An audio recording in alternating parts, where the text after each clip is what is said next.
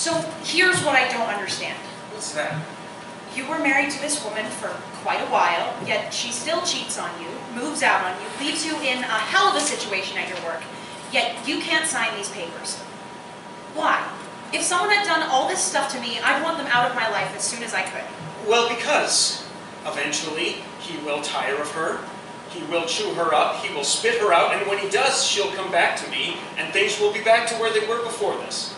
One small but happy family. Why? Why would you take back someone who put you through this? She is my soulmate.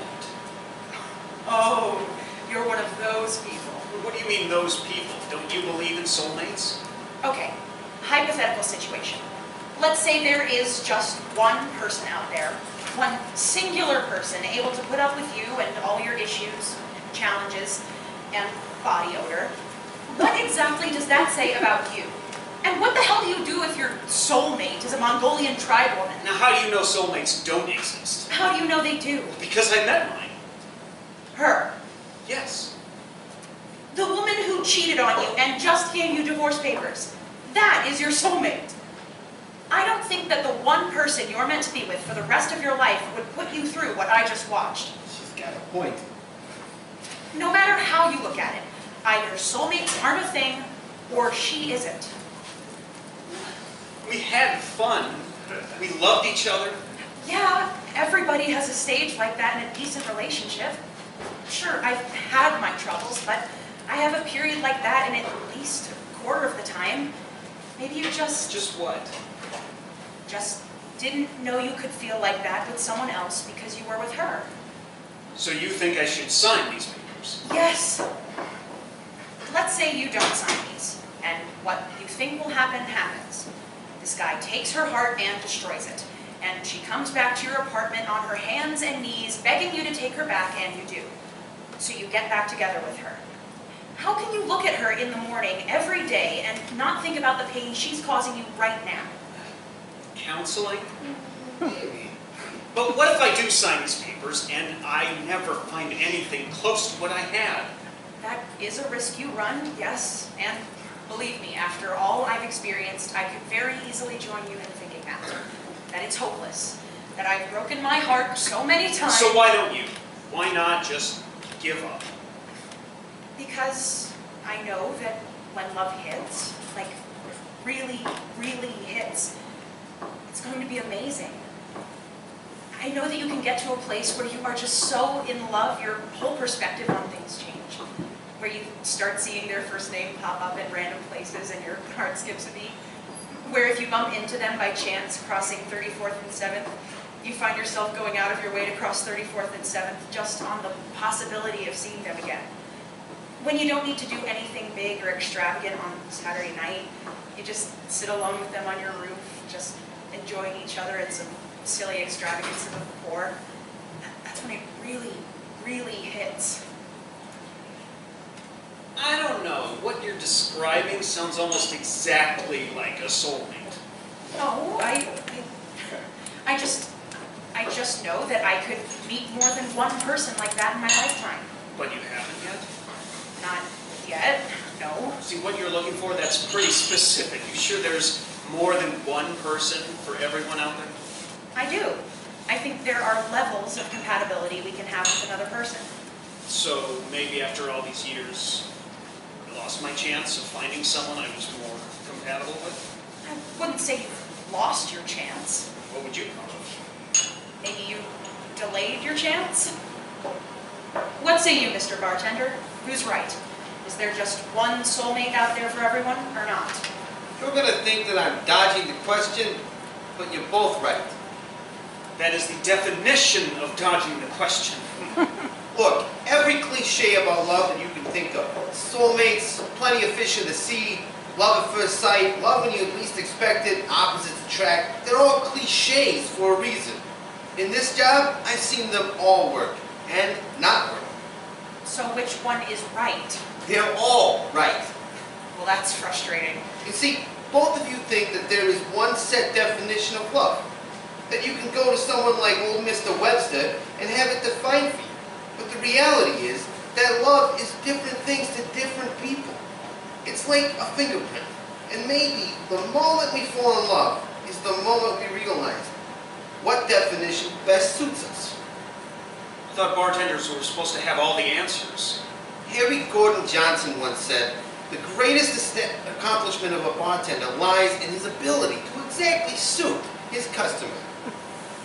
Maybe he was wrong. Why don't the two of you sit down? I've got to go in the back room and start my weekly inventory. If you need anything, just holler.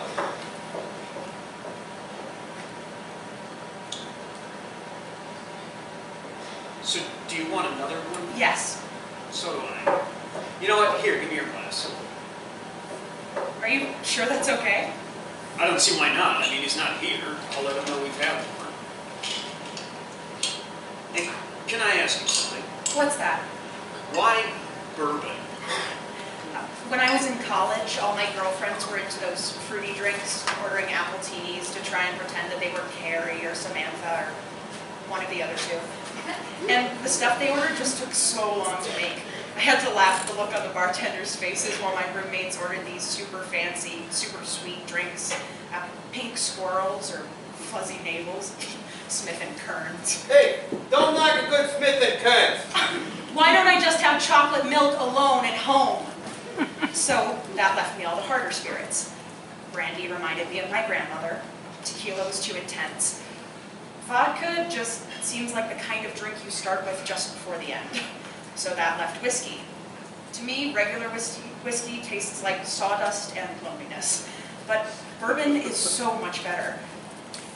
Sure, at first you hate it, but as you have more and more, you'll be able to pick out the variety of flavors in it. Corn, vanilla, cinnamon, and 30 seconds after you swallow some, you can still taste all of them. But that first sip, it's so... Biting? I was going to say horrible, but okay, biting. Yes, there is a little bit of instant punishment with that first drink. I guess as a Catholic, I've gotten used to it. That first sip is a lot like someone smacking you across the face as hard as they can. But every sip after that is like a lover's kiss. Warm, inviting, exciting. Makes you anticipate the next sip before the first one's gone. What did you say you did for a living again? Advertising. You're good at it. Thanks. You seem to know a lot about this. Now, this may be a dumb question. It says single barrel on the label. I thought all bourbon was aged in a barrel. That's not that dumb of a question.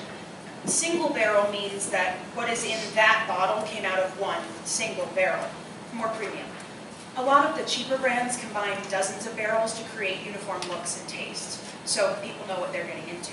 So, since this bottle came from one barrel, I could get another bottle next month that came from a different barrel, And it may give you a completely different experience based on many factors. How warm Kentucky got in the summer, where in the rack house the barrel is, that sort of thing.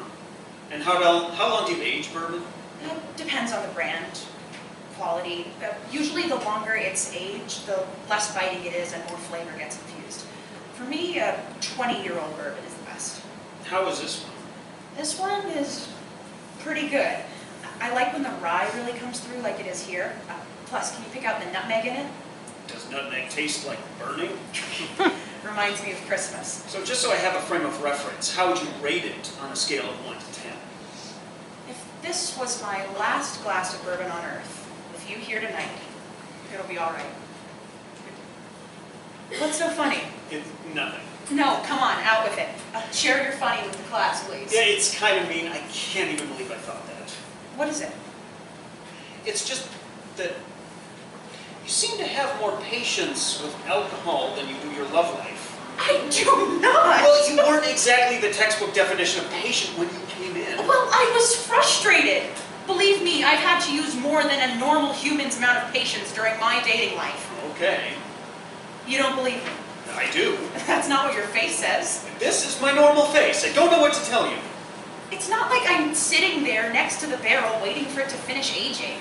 I just go to the liquor store and pay for what I want, get judged by the cashier, don't give a shit, and go home and drink it. This conversation is really making me sound like an alcoholic. I'm not, by the way. I'll have to take your word for that.